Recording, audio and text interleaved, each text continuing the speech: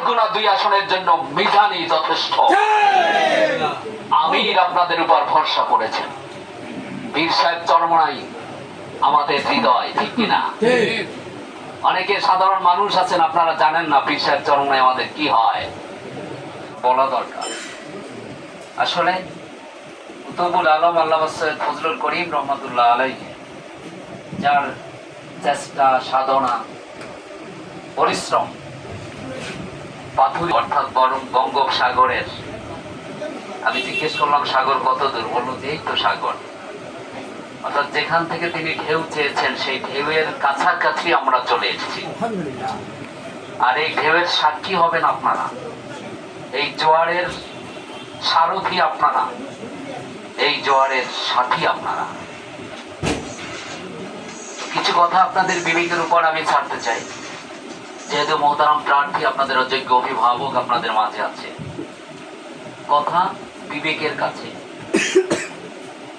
শাইখুল মাশায়েখ কুতুবুল আলম আল্লামা সৈয়দ ফজলুল করিম রহমাতুল্লাহ আলাইহি বলতেন, বাবা যদি দোয়ার কাজ করো, দোয়া অটোমেটিক্যালি যাইবে, ঘরের বেড়া ভাঙাও যদি থাকে, ঠিক না?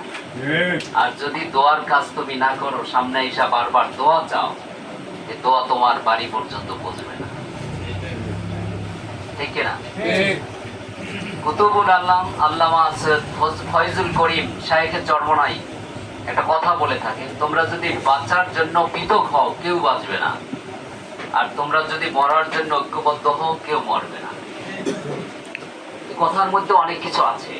আমরা বিবেক, আল্লাহ আমাদেরকে বিবেক দিয়েছে বোঝার জন্য, আমরা অনেক কিছু বুঝতে পারি। তবে আমরা সালেক যারা, তরিকতের ভাষা একটা কথা আছে, কাল মাইয়াতে বিয়াদিহিল ওয়াসাল, গোসলকারীর হাতে যেভাবে কফিন থাকে, মৃত্যু ব্যক্তি থাকে, ঠিক একজন সত্যিকারের পীরের হাতে তার মুরিদরা সেরকম থাকে। পীর যদি বলে কাই কাই, যদি বলে এখন সন্ধ্যা, না এখন সন্ধ্যা না, এখন 10টা, প্রকৃত মুরিদ যারা তারা মনে করবেন আমার শাইখ বলছেন এখন 10টা। এর মানে কি এই 10টা হয়ে গেছে? না, হয় নাই। আমার শাইখের কথার গুরুত্ব বোঝানোর জন্য পীর সাহেব হুজুর চরমনাই আপনাদের মাঝে নির্বাচনকে জেহাদ হিসাবে পাঠিয়েছেন, কোরআন সুন্নাহর আলোকে। কেন? সবচাইতে বড় জেহাদ হলো জালিম বাদশার সামনে ন্যায়পরায়ণতার কথা বলা, হক কথা বলা। বর্তমান সময়ে স্বাধীনতার পর থেকে আজকে পর্যন্ত, প্রিয় ভাই আমার এই কথাটা সবার জন্য যাদের বিবেক আছে, আপনি যে দল করেন না কেন, তবে প্রত্যেকে মানুষ, দিন শেষে এটা আপনাকে ভাবতে হবে। আপনি যে দল করেন না কেন, আপনার মধ্যে মানবতা বোধ আছে, এটা আপনাকে ভাবতে হবে। স্বাধীনতার 52 বছর 55 বছরে যারাই ক্ষমতায় এসেছে প্রত্যেকে ফেল করছে, কেউ পাস করে নাই। কেন? 5 বছর ক্ষমতায় থাকার পরেই 5 বছর যাওয়া লাগে না, এরা কি কয় ভালো না, কি করো, আরে নামাও আর একজনের উঠাও। আচ্ছা, যারে নামাইছেন হে ফেল করছে পর নামাইছেন না পাস করার পর নামাইছেন? ফেল না করলে তো নামানোর কথা না। স্বাধীনতার পর থেকে আজকে পর্যন্ত যারা এই দেশে ক্ষমতায় ছিল সবাই ফেল করছে। এই ফেলুয়া পার্টি আবার আমাদের মাঝে পরীক্ষা দিতে আসতে চায়, এটা লজ্জাজনক ইতিহাস ছাড়া কিছু না। আমি মাঝে মাঝে বলে থাকি আমাদের মধ্যে লজ্জা কম, আমাদের মধ্যে কি কম? লজ্জা কম। পিছন থেকে আমরা শিক্ষা গ্রহণ করি না। এক চোর চুরি কইরা আবার সামনে এসে বলে আমি আর জীবনে চুরি করবো না, আমারে ভোট দাও।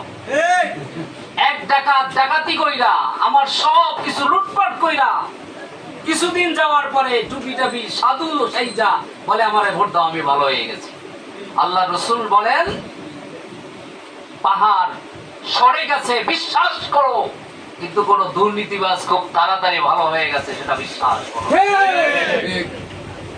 বলেন 5 তারিখের পরে আমরা একটা নতুন দেশ চেয়েছিলাম। পিছনে যারা আছেন সকলের বিবেকের কাছে আমার কথা, আপনাদের এই যে পাথরঘাটা তৃণমূল একদম বঙ্গোপসাগর, আপনারা সাক্ষী দেন। 5 তারিখের পরে আমরা যে সোনার বাংলা চেয়েছিলাম, আসলে কি সেটা পেয়েছি? না। এই দেশে এখনো কি ধর্ষণ হয় না? এই দেশে এখনো কি চুরি হয় না? এই দেশে এখনো কি ডাকাতি হয় না? এই দেশে এখনো কি চাঁদাবাজি হয় না? কারা করে? কারা করে? এটা তো আমরা এই লম্বা জামা গায়ে দিয়ে আমরা তো আপনাদের এখানে চাঁদা চাইতে আসি নাই। তাহলে আপনারা কেন বুঝেন না? আপনি মসজিদে গেলে মনে করেন ইমাম সাহেব আমার জন্য নিরাপদ। আপনার বাবা মারা যাওয়ার পরে আপনি মাদ্রাসার ছাত্রদেরকে হুজুরের কাছে ফোন দেন, আমার বাবাই মারা গেছে, আমার বাবার জন্য দোয়া করানোর জন্য 10 জন ছাত্র পাঠায় দেন। আপনি নিজে জানা পড়লে হবে না, আপনাকে সামনের কাতারে দেখতে চাই। সেখানে আপনার 100% ভক্তি আছে, শ্রদ্ধা আছে। কিন্তু দুঃখের বিষয় হলো যে শাসনতন্ত্রের মাধ্যমে, যে নেতার মাধ্যমে আপনি ভালো থাকবেন, আপনি নিরাপদে থাকবেন, দরজা খোলা দিয়ে ঘুমাতে পারবেন, সেই নেতা হিসাবে আপনারা আমাদেরকে পছন্দ করেন। সমস্যা কোথায়? আপনারা লাগাইবেন মাতার গাছ, খাইতে চাইবেন আম, আর বলবেন আমাদের ভাগ্য ভালো না। এটা আল্লাহ বলেন নাই। আল্লাহ বলছেন ভাগ্য পরিবর্তনের জন্য তোমাকে চেষ্টা করতে হবে।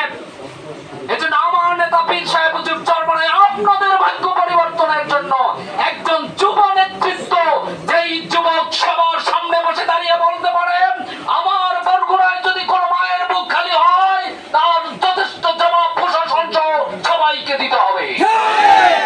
আমার নেতা মুফতি বিধান কাসেমি, আপনারা ইউটিউব ফেসবুকের মাধ্যমে দেখেছেন, গত সেদিনকারে আমাদের বিজয় মিছিল শেষে আমারই সহকর্মী ইসলামী আন্দোলনের সেক্রেটারি গুলশাখালী ইউনিয়ন বাড়ি ফেরার পথে গাড়ি থেকে অ্যাক্সিডেন্ট করে তিনি শহীদ হয়েছেন, মৃত্যুবরণ করেছেন। উনি আমাকে ফোন করে বললেন সমাধান না হওয়া পর্যন্ত রাস্তা বন্ধ থাকবে। আমি হতাশ হয়ে গিয়েছিলাম, প্রশাসন সবকিছু। আমি তখন দেখেছি ওনার মধ্যে ইমানি তেজ কেমন, শক্তি কেমন, জনগণের প্রতি মায়া কেমন, কর্মীর প্রতি দরদ কেমন। যেভাবে সাহেবকে চরমনাই বলছিলেন আমার একটা কর্মীর গায়ে আঘাত করার আগে আমাকে আঘাত করতে হবে, ঠিক বিধান কাসেমি তখন প্রশাসনের সকলের সামনে স্পষ্ট ভাষায় বলেছেন।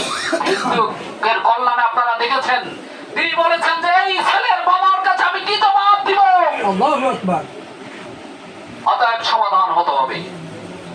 আমার আপনাদের সামনে পীর সাহেব চরমনাইকে কি মনে করেন আপনারা? পীর সাহেব চরমনাই খানকার পীর, ময়দানের বীর। স্বাধীনতার পরে ইসলামী আন্দোলন প্রতিষ্ঠা হওয়ার পরে এমন কোন সিদ্ধান্ত নেন নাই যে সিদ্ধান্তের মধ্যে কোনো ভুল হয়েছে। বরগুনা তো যখন আমাদেরকে তিনি প্রার্থী দিবেন, তিনি বলেছেন আমি ইস্তেখারা করেছি, আমি চিন্তা করেছি, আমি গবেষণা করেছি, আল্লাহর কাছে আমি বলেছি সমাধান দাও। আল্লাহ আমার দিলের মধ্যে ঢেলে দিয়েছেন বরগুনা 2 আসনের জন্য মিজানই যথেষ্ট। আমির আপনাদের উপর ভরসা করেছেন। পীর সাহেব চরমনাই আমাদের হৃদয়, ঠিক কিনা? অনেকে সাধারণ মানুষ আছেন আপনারা জানেন না পীর সাহেব চরমনাই আমাদের কি হয়। পীর সাহেব চরমনাই যদি এখন বলেন চরদুয়ারি থেকে পাথর ঘাটার প্রতিটি অলিতে গলিতে থেকে আমি কিছু জীবন চাই, আমার মনে হয় সর্বপ্রথম জীবন দেওয়ার জন্য এই সুলিফঘাট থেকে শুরু করবে। পীর সাহেব চরমনাই আমাদের সেই রকম একজন হৃদয়ের মানুষ। অতএব তিনি আপনাদের কাছে আমানত রেখেছেন। এই আমানত রক্ষা করার জন্য যত জেল জুলুম হুলিয়া চোখরাঙ্গানি কোনো কিছু ভয় করা যাবে না। কারণ যারা মরতে জানে তারা মৃত্যুকে ভয় করে না। আমরা তো মরার জন্য এসেছি, এখন আমরা জানি পরকালের ঘাটির সর্বপ্রথম বাধা হচ্ছে মৃত্যু। আল্লাহর কাছে মিলতে হলে আমাকে চর্মচুক্ষে তাকে দেখা যাবে না, তাকে দেখতে হলে একটা পর্দা উঠাতে হবে, তার নাম মৃত্যু। মুমিন তো আমরা দাবি করি, অতএব আমাদের আল্লাহর সাথে মেশার একটা মাধ্যম আছে, সেটা মৃত্যু আমাকে আলিঙ্গন করতে হবে। যারা ভয় দেখায় ওরা বোঝে না যে মৃত্যু আমাদের মিষ্টির মতো, মৃত্যু আমাদের কাছে সর্বদের মতো, ওরা জানে না। ওরা যদি জানতো তাহলে এটা এ ভয় আমাদেরকে দেখাতো না।